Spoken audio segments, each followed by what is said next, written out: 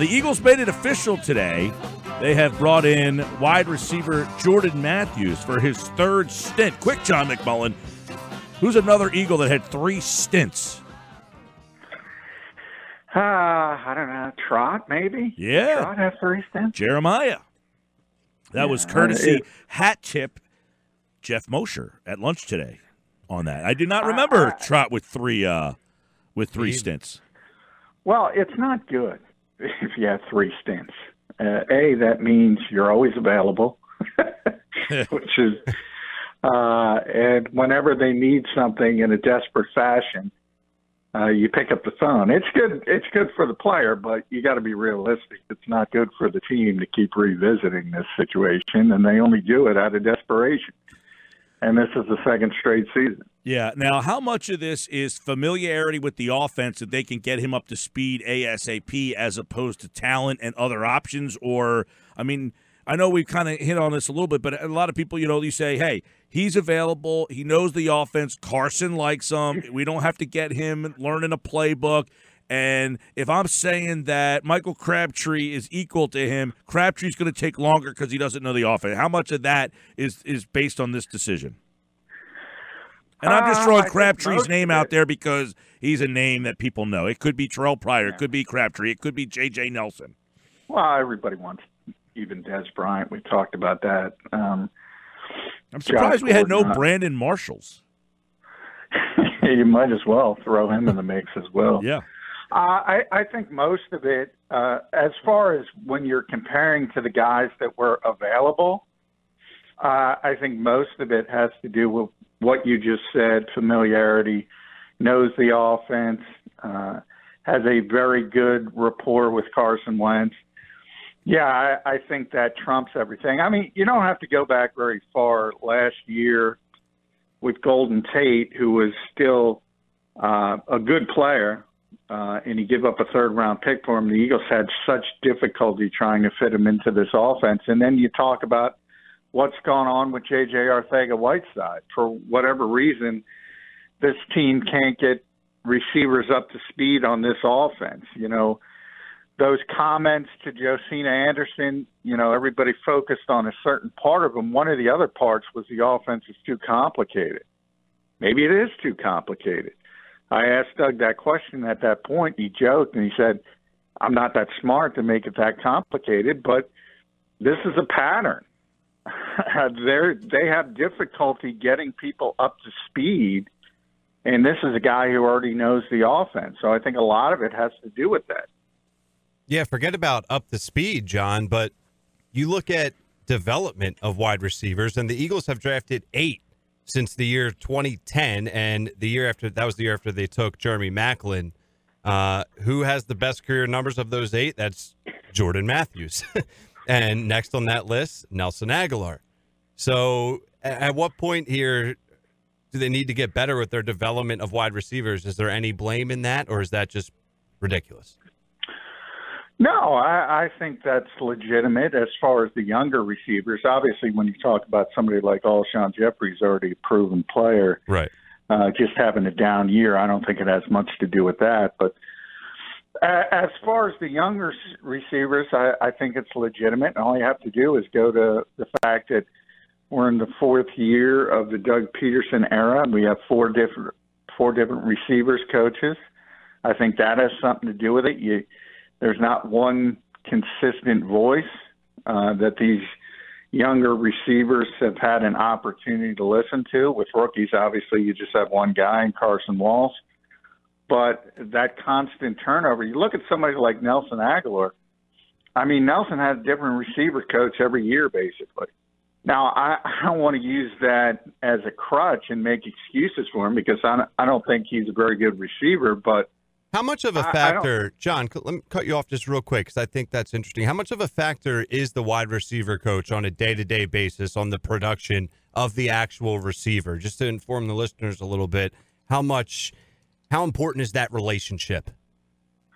Well, it's very important. The positional coaches are the guys that sort of teach. That's their job. I mean, they're with the positions each and every day. They're working on the technique. So if you're having an issue as a route runner, a lot of receivers come into this league very raw because of how they play college football now. And you have to learn a lot of different things. That's who does it, the position coach. That's the guy teaching all the technique. It's the guy teaching the playbook on a daily basis, as I said. Now, the offensive coordinator, Mike Rowe, was the receivers coach before he got that job. It's probably the only good receivers coach this team has had in the Peterson era. He is still there as the offensive coordinator, but he's got a lot more on his plate. And obviously the head coach has even more than that. So they can't micromanage specific positions. That's the position coach. And so I think it has a large impact. And I think it, you know, if you had a really good receivers coach, say Mike Rowe was there for the entire 4 years of Nelson Aguilar, this is his 5th season, I think he would be a better player. Do I think he would be a great player? No. But I think you'd have more consistent 2017 Nelson Aguilar, say. John McMullen's with us. Do you anticipate Matthews has a big role on the team, I don't know, a similar role to last year, or is he just, hey, we lost a body, we need to add a body, he knows our offense, he's a veteran? You know, that's a good question, and it's going to be interesting to see how the Eagles handle it. I think if they insert him into the Mac Hollins role as the Z receiver, essentially the replacement for Deshaun Jackson, I don't think that's good. I don't. I think they should come out of this bye week, and I've said it every day this week, and I'm going to say it again, throw JJ into the deep end of the pool. There's an upside there. There is a larger upside. You know what Jordan Matthews is. You know, and think about the fact that Eagles had no interest in bringing him back last year when he came back, and he made a few plays. They had every opportunity to say, we want to bring you back as a receiver. They had no interest whatsoever. This is only out of desperation. So if they're rolling him out there again, it kind of tells you how little the confidence is in the second-round draft choice, which is bad. And then the second part, you know, this is just a pedestrian receiver. So it's not good if they want him out there and they want him playing significant snaps. Mm-hmm. Yeah, well, why? Is there something that you have been able to uncover as to Arcega-Whiteside? Do they just think he's not ready? Was it that one drop that really, you know, like a guy fumbles, sometimes he just gets buried. I mean, was it that drop against Atlanta that just has him unable to get back? Is there a definitive reason, or do they just think he's not good enough? Well, the reason is that they didn't cross-train him, and he was the backup to Alshon Jeffrey at the X receiver position. And then Deshaun goes down, and he had not worked at the Z receiver position. That's the Eagles' explanation. And I think people don't understand, and I've explained it a lot. The off season is for sort of installing things and teaching. Training camp is for evaluation. And then when you get into the regular season, you're just in game mode prep. You're prepping for the next opponent. There isn't a lot of time to teach. And what the Eagles made a mistake was they didn't cross-train JJ at every position. So he wasn't ready to go in there. They say if Alshon was the one injured and Deshaun wasn't, that JJ would have been playing. Mac wouldn't have been playing. So that's their explanation. I believe them. I think it was a mistake not to cross-train a rookie player at various positions. And then when the injuries start to pile up, I think it was a mistake not to ramp it up pretty quickly and say, you know what, Mac's just not good enough. So you got to start giving JJ reps at that position in practice. They hadn't done that. Hopefully they get to this bye week, they're in it. They self-scout, they realize they made a mistake, and they change that. Yeah, a lot of times, and Peterson kind of hinted maybe like, yeah, we got to get him up to speed and after this bye week. A lot of times that you hit that bye week, and then there is some sort of changes. on top of wide receiver, are there any other spots where you think the coaching staff on this bye week will look at and say, all right, this guy's been out here 9 weeks, but it's time. It's time for this guy. Or is it really just the wideout spot? No, it's just a wideout spot. I mean, they have to make some tweaks in the secondary because they released Andrew Sendejo, who was playing significant snaps. I think people don't realize how much he was playing, and not only on defense. He was down last week, though, to be fair, right? Only 11. Yeah, and you could tell they were ramping up. So instead of Jim typically likes to play big nickel with 3 safeties. Now they can't do that. So he started to shift last week, and you had Rasul Douglas and some more traditional dime looks. So he's going to have to use a cornerback when he goes to 6 defensive backs, or you might see more base. I mentioned that today when I wrote on 973ESPN.com. As the weather starts to change and you have 2 linebackers like Nate Gary and Camus as coverage linebackers, when Nigel comes back, maybe you see more traditional 4-3 as he goes to those heavier looks in the big nickel. So there's a lot of different ways. And then on special teams, he was people don't realize this, but he was the personal protector for Cam Johnson on punts. So you have to change there as well. Malcolm Jenkins typically was the second team doing that in training camp, and he can do it. There's no question. But do you really want to put more on the plate of Malcolm Jenkins? So they have to make little tweaks, but receiver is obviously the biggest one. John McMullen, of course, Eagles, the receiving spot is so to your knowledge, and I think I read this in your article last night, was Matthews the only guy that they worked out? I think you mentioned that they made a call to Torrey Smith. He wasn't interested. He said, maybe if you called me in week 1, but now 8 weeks in, 9 weeks in, no go. But is Matthews the only guy they had on the call list? Yeah, he was the only one who worked out. So it kind of tells you about what we talked about at the beginning of this conversation, the familiarity. They didn't bring anybody else in. So once he passed the physical, that was the only concern. And it was evident that they didn't want to look at other bodies. And I don't understand it. I really don't. I think they should have brought in a number of bodies and look for a better fit. But I've kind of talked about it. This team has had difficulty fitting outside players into this offense. And I don't think that's a good thing, because you look around this league and they're better players. But, you know, when San Francisco was on national television, you see them fitting in Emmanuel Sanders, who's, you know, the reason Jordan Matthews isn't there. Why can other teams do this? And the Eagles can't. Why can other teams put 4th-round pick on field and get production, and Eagles can't find way to get 2nd-round pick on field and get production? Like, you know, legitimate criticism. You look around at rookie wide receiver production this year, and you're thinking, okay, this guy out, and you know, I saw a list the other day. Arcega-Whiteside, I mean, what's he have, 2 catches? I mean, there's like 7 guys on this list that have 20 catches that are rookies this year. I mean, to me, I can't imagine that J.J. Arcega-Whiteside. Well, you know what the difference is, Mike? They throw them in the pool. That's the difference. That's my point. I can't imagine that he is not equipped to go out there and play fast. Who's the indictment on then? Is it on Carson? Is it on Doug? Is it on the system? A little bit of everything? No, it's on the coaching staff.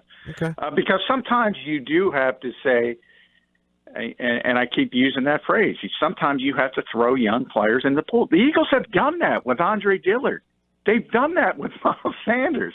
They won't do it at receiver. I don't understand it. Are they still stuck in the era of you got to wait till your 3rd year? Well, they aren't at certain positions. That's the interesting part. Jason Peters goes down, you throw Andre in there. You know, yeah, but remember the receiver. The receiver story was you know, who's the breakout? It's like your 3rd year before the receiver really gets it. But that myth kind of went away, you know, in recent years. Well, you know, let's be honest, people watch highlights.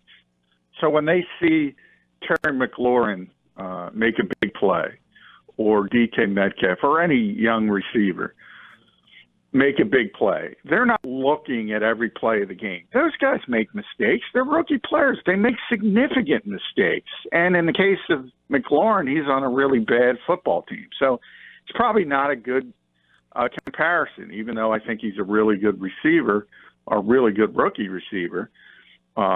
You have to understand there's fit and their situation, and the Redskins aren't winning anything, so it's easy to throw those guys out on the field. And they also all make mistakes, and you live with it. And the Eagles live with it with Miles Sanders.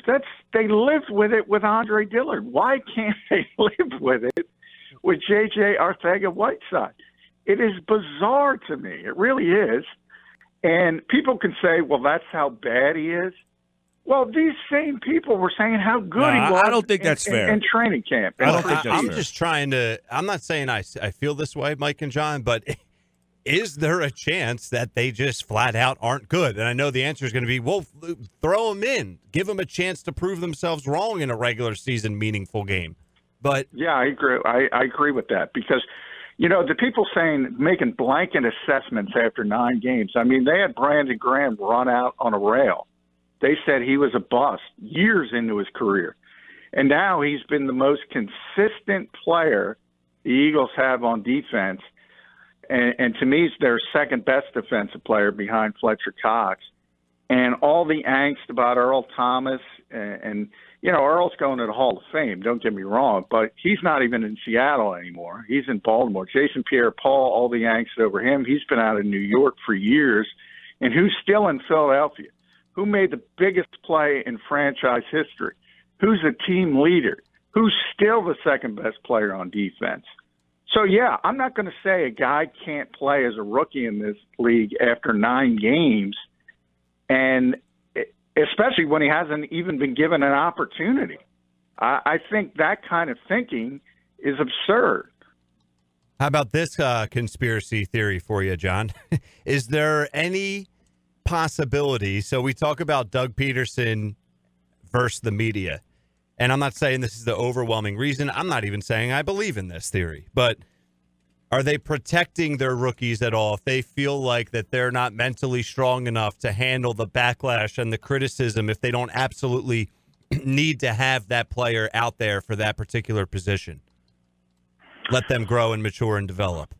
Well, I will tell you, of the three, I think the strongest from a mental standpoint, just from talking to them and just from getting to know them, is JJ.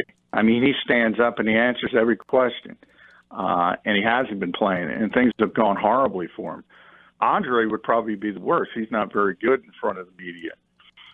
And Miles, I mean, they weren't trying to protect Miles Sanders. No. I'll tell you that, because he looked bad as a running back for about the first 4 or 5 weeks. I mean, flat out bad, not mediocre, not okay. I mean, he was terrible, and they weren't protecting him. They kept throwing him out there, and guess what? He's gotten a lot better. So, I mean, if somebody's got talent, eventually the game is going to slow down for them, and they are going to get better. And I just don't understand why that applies to the 2 other high-profile rookies, and it doesn't apply to JJ. John McMullen, Football at 4 at JF McMullen here as we take a look at the Eagles at the bye week. And, you know, Jordan Matthews has signed today, by the way. That happened around noon, about 12:45 this afternoon. So I guess I'm assuming he will be active to play next Sunday against the Patriots, right? Yeah, they had 2 open roster spots because they placed Deshaun on injured reserve, and they released Andrew Sandeo. So they still have another roster spot to fill as well, and that could be Crevan LeBlanc. We'll see.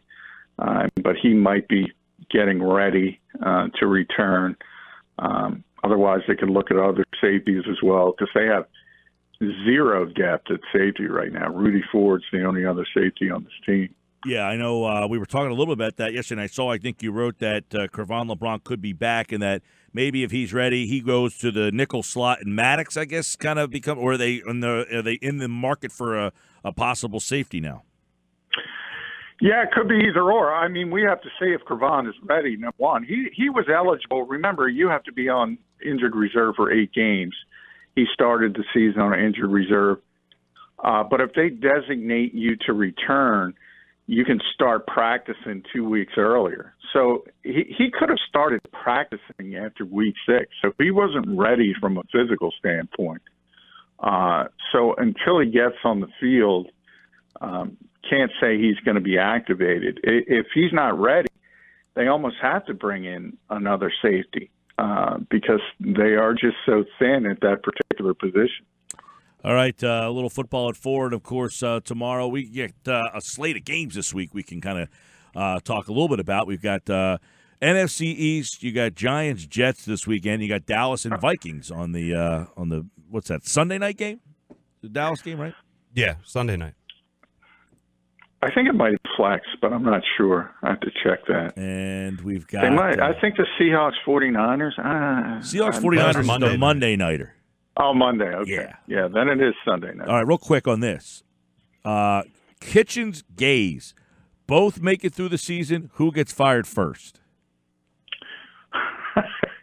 Pick your poison there. I mean, they should both be one and done. And I don't like advocating for guys not getting guys getting fired. But, I mean, it's not Freddie Kitchens. I mean, he was not even – a legitimate candidate. That was just a terrible hire. He's not a head coach. And Adam Gase is a terrible hire in a different way. I mean, at one point he was highly regarded, but people should have known from his time in Miami that that was a mistake. And the Jets sort of doubled down on a mistake, which is ironic for a number of reasons. And the fact that he was in the same division, they saw what a disaster he was in Miami, and they still wanted to bring him in. Now, is Christopher Johnson Woody's son or brother? I believe it's his son. I thought it was. Yeah, we couldn't nail that down earlier. All right. All right, at JF McMullen, don't forget football at 4 every day at this time. And, of course, countdown to kickoff Thursday night. I'm sure you'll be checking in with the latest on the Eagles if there's any news. But everybody's out of the building, right? Nobody's there. They're all off. No, that's a CBA thing. Players have to have time off. Otherwise, you know how that works. The coaches would have them in there as quickly as possible. But no, they get this time off, and it's a good time to have the break. About halfway, just over halfway through the season, so you are banged up. Remember, Alshon hurt his ankle at the end of that game, so. You can imagine if they had to play this weekend and he wasn't on the field, how bad that receiving corps would be. So that extra week is going to help the Eagles. Real quick, if the Eagles make the playoffs, is Deshaun Jackson eligible to play in a wild card game? Potentially, yes. They have to keep that second designated to return available. So that's number one. You figure Cre'Von's going to be the first. And then they should have that second. And then he's got to be out for 8 games. So the Eagles would have to make the playoffs. They would also have to win a wild card game. And then, in theory, he could be activated for a divisional round game. But in all likelihood, that type of injury, the type of player he is, I wouldn't hold my breath even if the Eagles do get that far. All right. John McMullen back tomorrow with more football at 4. Thank you, pal. All right, thanks, guys. All right, John McMullen, the call guest, appeared to be the Boardwalk Honda Hotline.